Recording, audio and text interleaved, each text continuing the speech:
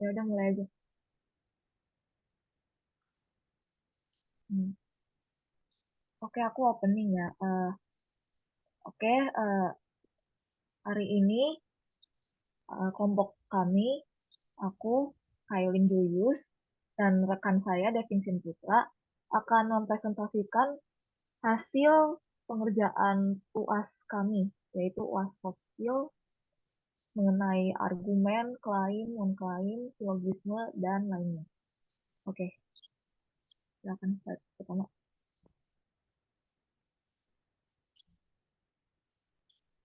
Oke, pertama klaim-klaim.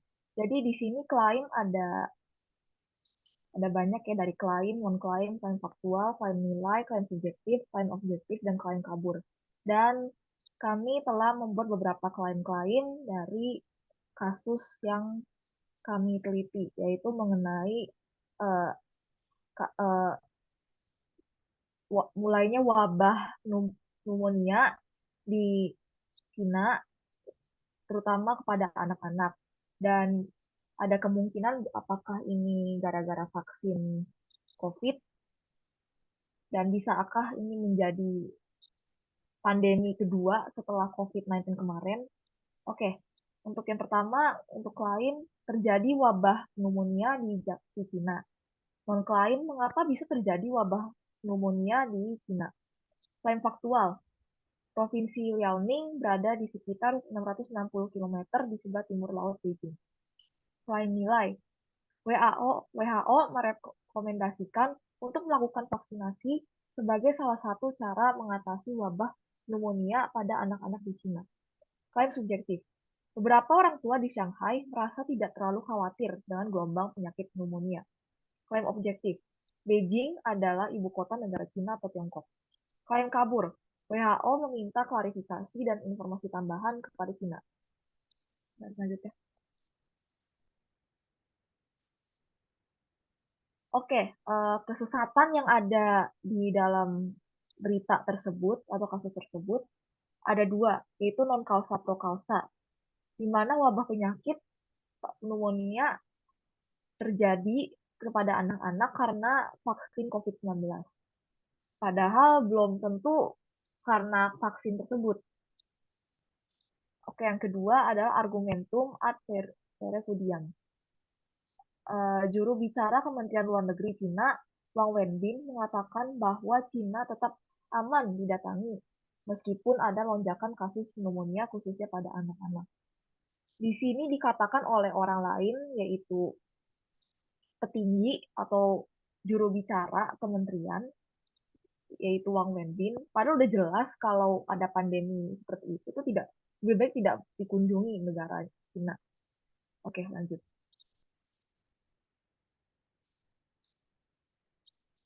Untuk argumennya adalah kasus pneumonia anak di Cina sekarang 2023 terjadi karena efek samping dari vaksin COVID-19 yang diberikan kepada anak-anak.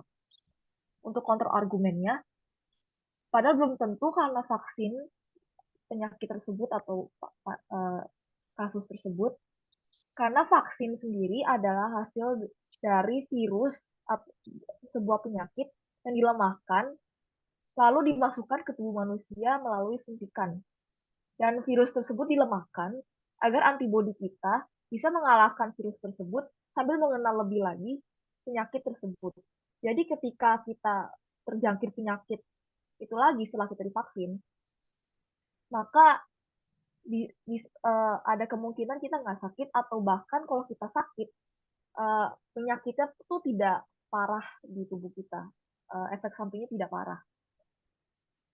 Uh, jadi menurut saya, menurut kami, hal tersebut kasus tersebut, kasus pneumonia tersebut terjadi bukan karena vaksin. Lanjut, silakan.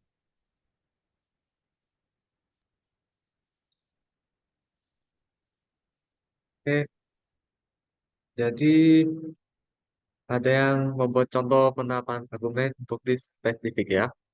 Contohnya seperti analogi, generalisasi, dan kasualitas. Kalau analogi itu kan seperti tentang terjadinya peningkatan. Contohnya peningkatan pasien terdampak wabah pneumonia yang terjadi oleh Cina saat ini mirip dengan peningkatan pasien terdampak wabah COVID-19. Sehingga Kementerian Kesehatan Cina meminta pemerintah setempat untuk memperbanyak jumlah fasilitas kesehatan, vaksinasi, dan pemakaian masker. Jadi kalau secara generalisasi kan itu tentang banyak-banyak orang seperti pasien, ya. Tentang sebelumnya, di rumah sakit, anak Beijing telah dirawat sekitar 7.000 pasien setiap hari sehubungan dengan wabah pneumonia ini. Sementara itu, rumah sakit anak Tianjin yang berdekatan dengan kota Beijing merawat lebih dari 13.000 pasien anak pada bagian rawat jalan dan bagian gawat darurat. Semua rumah sakit di daerah Beijing terjadi peningkatan jumlah pasien anak yang harus dirawat terdampak wabah pneumonia ini. Kasualitas.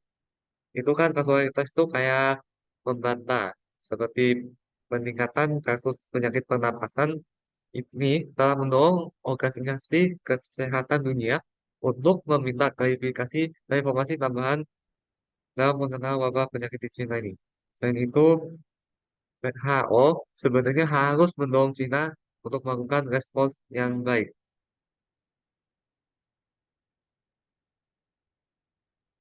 Ya, ada 5 pola deduktif spesifik, ada modus ponens. Kalau modus ponens itu kan seperti OP itu pencabutan karantina. Kalau Q itu peningkatan kasus wabah pneumonia pada anak. Jadi kesimpulannya adalah P, yaitu jika Cina melakukan pencabutan karantina di wilayah terdampak COVID-19, maka dapat menyebabkan peningkatan kasus wabah pneumonia pada anak. Saat ini pencabutan karantina yang dilakukan oleh pemerintah Cina. Kesimpulannya adalah saat ini kasus wabah pneumonia pada anak mengalami peningkatan. Kalau modus tollens itu kan hukumnya yaitu P ketemu Q. Jadi kesimpulannya adalah adalah Q atau P, ya. Seperti yaitu kan warga Cina sering menggunakan masker. Kalau Q itu penyakit pneumonia itu tidak berhenti. Kesimpulannya adalah P, yaitu warga Cina tidak sering menggunakan masker. Contohnya seperti modus tollens, ya. Jika warga Cina sering menggunakan masker, maka penyebaran penyakit pernapasan pneumonia ini tidak dapat berhenti. Penyebaran pernapasan pneumonia saat ini meningkat dan tidak dapat berhenti. Saat ini warga Cina tidak sering menggunakan masker.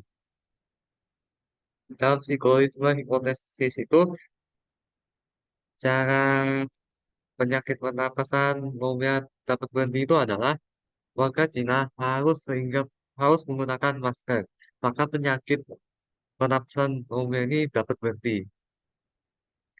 Cara dapat berhentinya apa? Ya, jika penyebaran penyakit pneumonia ini dapat berhenti, maka tingkat keterisian rumah sakit akan berkurang. Apa kegunaan warga Cina sering menggunakan masker? Jadi jika warga Cina sering menggunakan masker, maka tingkat keterisian rumah sakit akan berkurang. Dalam psikologisme disjuntif, itu menjelaskan tentang peningkatan wabah pneumonia. Ya, apa penyebab peningkatan wabah pneumonia? Jadi peningkatan wabah pneumonia dapat disebabkan oleh diberlakukan pencabutan karantina di wilayah terdapat COVID-19 atau kurangnya kesadaran warga memakai masker secara rutin. Ya, saat ini beberapa orang warga yang kurang sehat masih menggunakan masker. Jadi diperkirakan peningkatan wabah pneumonia ini merupakan akibat umum dari pencabutan karantina di wilayah terdapat COVID-19. Dilema. Cara mengatasi peningkatan wabah pneumonia itu adalah pemerintah Cina dihadapkan pada dua situasi, apakah akan melakukan kembali karantina terhadap wilayah yang terdampak dengan risiko akan mempengaruhi perputaran ekonomi atau membiarkan situasi yang ada dengan melakukan himbauan Misalnya pemakaian masker kayak waktu COVID-19 di era 2020 dengan risiko meningkatnya jumlah penderita yang akhirnya akan membebani tingkat keterisian rumah sakit.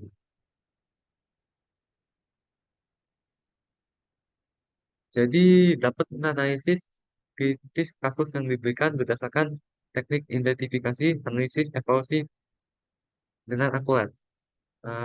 Kalau identifikasikan itu sebuah pertanyaan, yaitu apakah sumber berita kasus wabah Nomea di Cina valid? Hmm, menurut saya sendiri itu sumber berita kasus wabah Nomea Cina itu bersifat valid. Apa analisisnya? Analisisnya itu seperti sebuah berita telah terjadi peningkatan kasus nomia anak di Cina ini secara terus-menerus sejak tanggal 13 November 2023. Kenapa berita ini sering terjadi terus-menerus? Karena penyebab peningkatan kasus nomia ini tidak jelas, maka beberapa ahli kesehatan mengaitkan efek umum dan sementara dari pencabutan karantina di wilayah terdapat COVID-19. Evaluasi itu kegunaan untuk menyelesaikan sebuah masalah dan untuk mengatasi sebuah masalah ya. Seperti untuk mengatasi hal ini, pemerintah Cina bekerja sama dengan WHO untuk mengatur berbagai informasi mengenai penyebaran wabah ini. Cara menghin- Cara mengatasi penyebaran wabah ini adalah melaksanakan berbagai rekomendasi WHO untuk mengatasi penyakit ini. Caranya Cina melakukan berbagai upaya pencegahan dan pengendalian. Sekian dari presentasi kelompok ini. Mohon maaf jika ada kesalahan kata dalam presentasi video ini. Terima kasih.